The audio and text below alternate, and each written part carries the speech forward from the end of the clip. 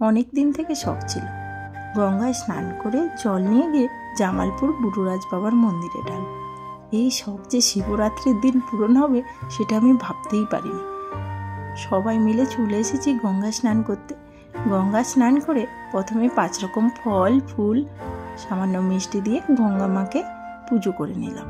এটা ছিল আমার ফার্স্ট শিবরাত্রি, আর ফার্স্ট শিবরাত্রিতে এত সুন্দরভাবে পুজো দিতে পারবো সেটা আমি কোনোদিন স্বপ্নেও ভাবিনি। এতক্ষণ ফাস্টিং থাকতে পারবো সেটাও আমি কোনোদিন ভাবিনি। মানে আমরা সেই রাত 10টা সাড়ে 10টায় এসে অল্প ফল খেয়েছি, সারা দিন না খেয়েছিলাম। মানে এর আগে কোনোদিন আমি ফাস্টিং করতে গেলে মানে কেমন যেন খিদে পাচ্ছে। এবারে কিন্তু একদম এক মুহূর্তের জন্য মনে হয়নি এই কথাটা, আর একটু টায়ার্ডও হইনি আমি।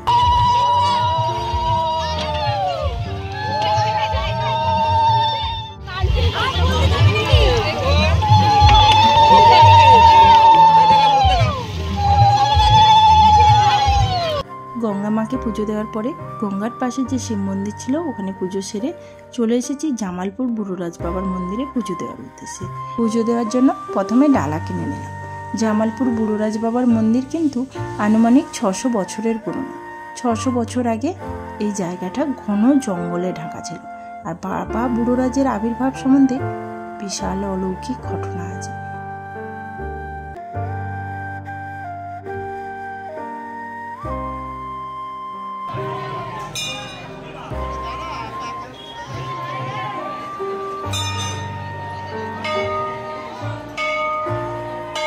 জামালপুর বুড়োরাজ বাবার মন্দিরে কিন্তু একসাথে 2 দেবের পুজো করা হয়, ধর্মরাজ আর বাবা শিব। তাই এখানে পুজো দিলে একসাথে 2 দেবের কৃপা লাভ করা যায়।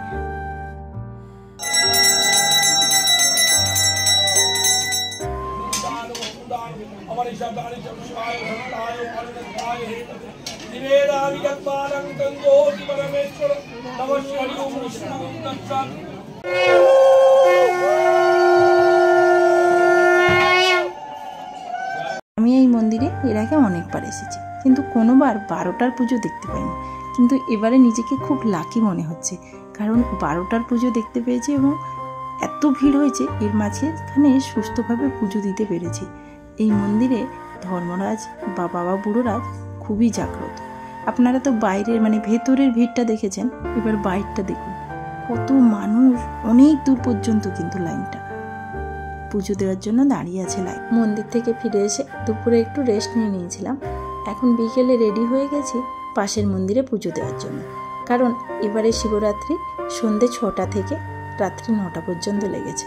তাই রাতের পুজোটা তো অবভিয়াসলি দিতে হবে, তার জন্য মন্দিরে চলে এসেছি।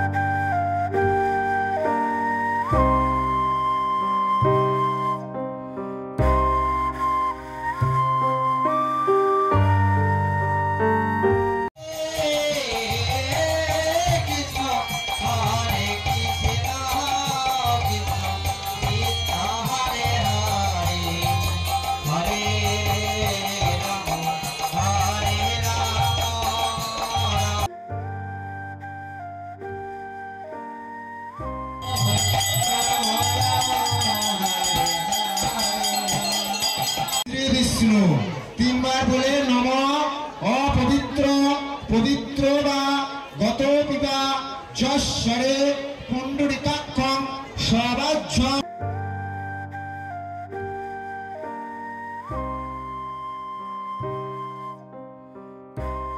রাধারি তলায় সুষ্ঠুভাবে বাবার কাছে পুজো দিলাম।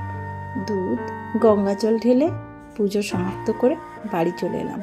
বাড়ি এসে অল্প ফল গ্রহণ এবং জল গ্রহণ করলাম। ওকে বন্ধুরা, টাটা।